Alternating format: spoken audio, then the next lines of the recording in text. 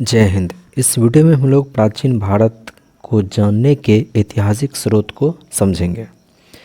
देखिए, यदि हम लोग प्राचीन भारतीय इतिहास को समझें तो इसकी जानकारी हमको मुख्य रूप से 4 स्रोत से प्राप्त होती है। जैसे पहला है धर्म ग्रंथ, यानी धर्म से संबंधित ग्रंथ। फिर है ऐतिहासिक ग्रंथ।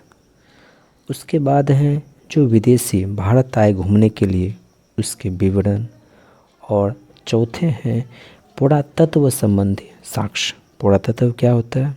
जो पृथ्वी से मिट्टी की खुदाई करके जो प्राप्त हुए हैं, यानी प्राचीन काल की वे चीज़ें जो राजा महाराजाओं ने लिख के रखे थे किसी शिलालेख पर या फिर अभिलेख पर। तो यहाँ हम लोग पहले समझेंगे धर्म ग्रंथ के बारे में। धर्म ग्रंथ को स्रोत के रूप में समझेंगे। तो यदि हम लोग भारत का सबसे प्राचीन धर्म ग्रंथ की बात करें तो वो है वेद। वेद के संकलनकर्ता का नाम है महर्षि कृष्ण द्वैपायन वेदव्यास। हम लोग जो सुनते हैं वसुधैव कुटुंबकम, किसका? वसुधैव कुटुंबकम। इसका भी उपदेश जो हमें मिला है वो वेद से ही मिला है। और भारतीय परंपरा भी वेदों को नित्य और अपौरुषेय मानती है। क्या क्या? भारतीय जो परंपरा है, भारतीय संस्कृति जो है, भारत जो है वो वेद को क्या क्या मानता है? नित्य मानता है। और क्या मानता है? अपौरुषेय मानता है। अब देखें ये वेद हैं कितने प्रकार के। तो वेद के निर्माण काल के आधार पर सबसे पहले रचित हुआ था ऋग्वेद का, उसके बाद यजुर्वेद, उसके बाद सामवेद, और सबसे प्राचीन और नया नवीनतम वेद कहेंगे तो वह है अथर्ववेद। इन चारों वेदों को सामूहिक रूप से कह देते हैं हम लोग संहिता। क्या बोल देते हैं? संहिता। अब यदि हम लोग इसमें पहले वेद की बात करें ऋग्वेद का, तो ऋग्वेद क्या है? तो ऋचाओं का क्रमबद्ध ज्ञान के संग्रह को ही ऋग्वेद बोलते हैं। किसको? ऋचाओं के क्रमबद्ध ज्ञान के संग्रह को ही ऋग्वेद कहते हैं। अच्छा, इसमें मंडलों की संख्या कितनी है? 10। सूक्तों की संख्या 1028। ऋचाओं की संख्या 10,462। ठीक। अब देखिए ऋग्वेद में तो ऋचाएँ ही भरा हुआ है, तो इसको पढ़ने वाले को क्या कहेंगे? तो कहते हैं होत्री। क्या कहेंगे? होत्री।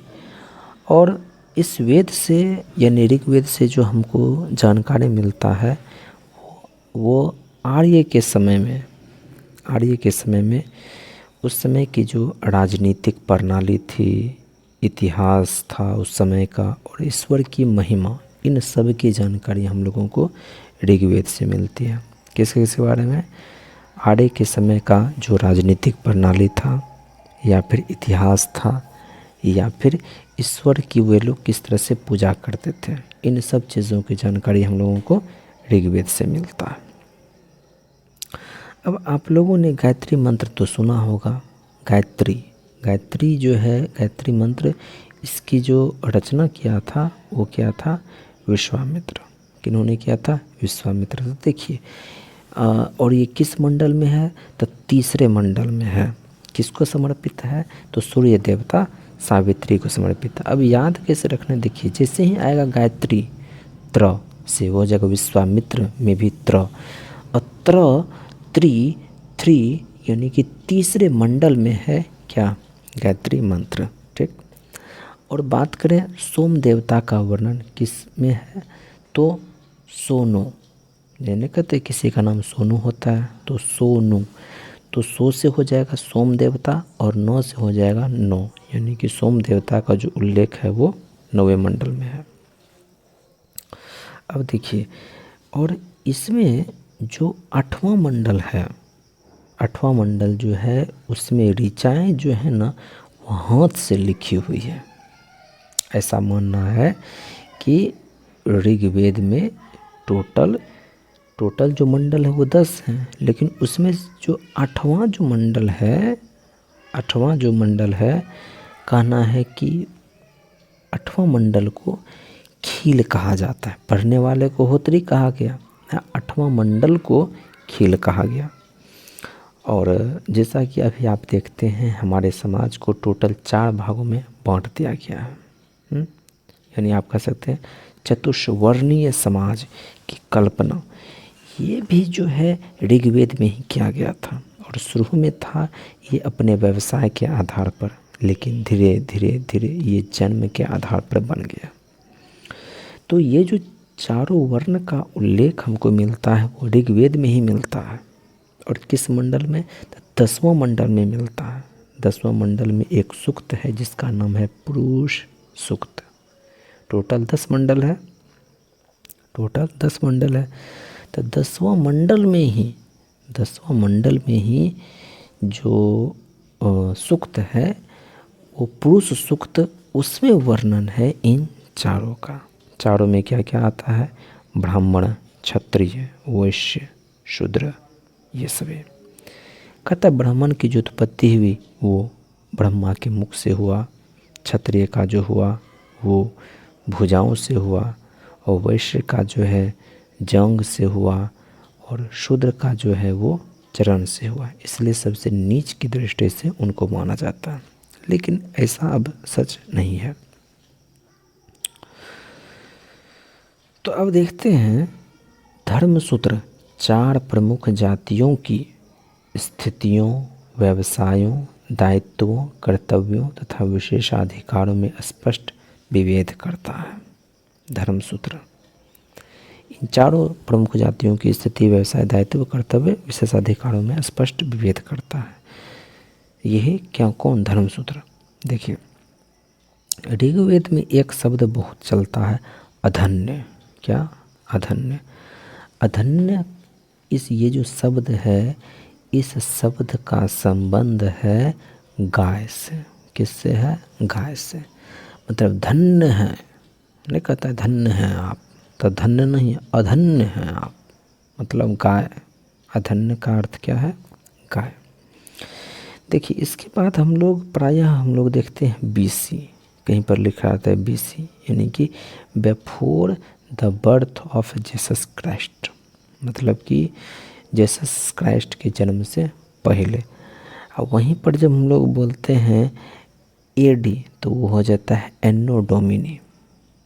एनो डोमिनी मतलब कि जन्म के बाद। देखिए एक इतिहासकार का नाम याद रखना पड़ेगा, विंसेंट आर्थर स्मिथ। हमने क्या कहा? Vincent Arthur Smith. इन्होंने प्राचीन भारत का पहला सुव्यवस्थित इतिहास, समझ लीजिए, प्राचीन भारत का पहला सुव्यवस्थित इतिहास का रचना किया था। किन्होंने? Vincent Arthur Smith. उसका नाम क्या था? याद रखेंगे, अर्ली हिस्ट्री ऑफ इंडिया। क्या नाम था? अर्ली हिस्ट्री ऑफ इंडिया 1904 में तैयार किया था। किसने?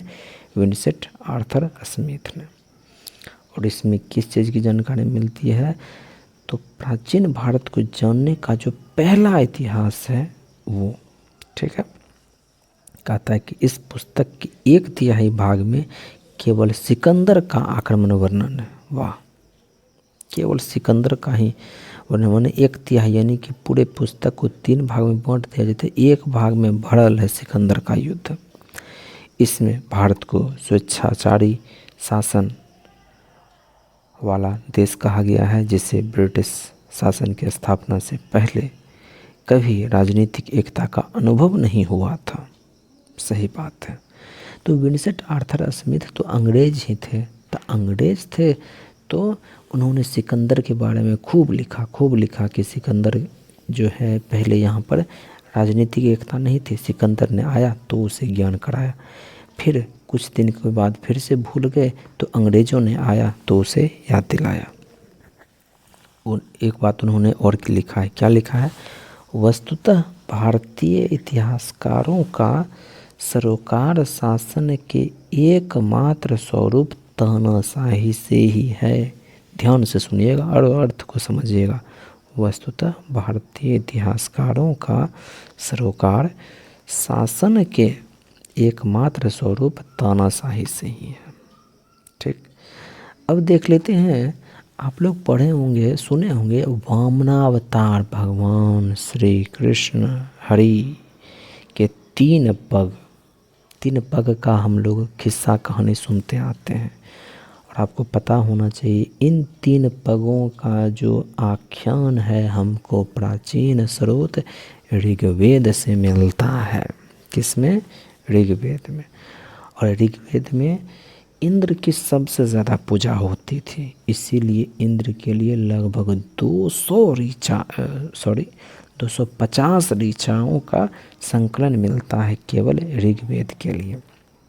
उसके बाद किसी का आता है नंबर, तो वो है अग्नि का। इंद्र बारिश करवाएंगे, अग्नि जो है आग लगाएंगे। तो अग्नि के लिए टोटल 200 ऋचाओं का संकलन किया गया है।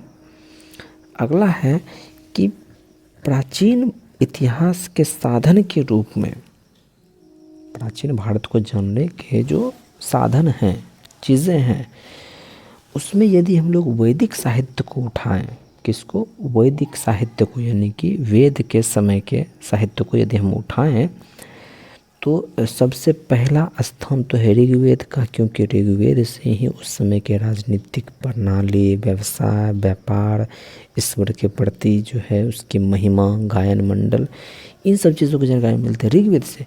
लेकिन इसके बाद यदि किसी का स्थान है तो वो है शतपथ ब्राह्मण का। पहला ऋग्वेद का, दूसरा किसका? तो शतपथ ब्राह्मण, मतलब ऋग्वेद के बाद शतपथ हो गया। ऋग्वेद के बाद शतपथ हो गया, यानी कि शतपथ ब्राह्मण का स्थान आता है। तो साथियों, ऋग्वेद के बारे में इतना ही। अगले दिन हम लोग मिलेंगे यजुर्वेद, सामवेद और अथर्ववेद को लेकर। शुक्रिया। जय हिंद।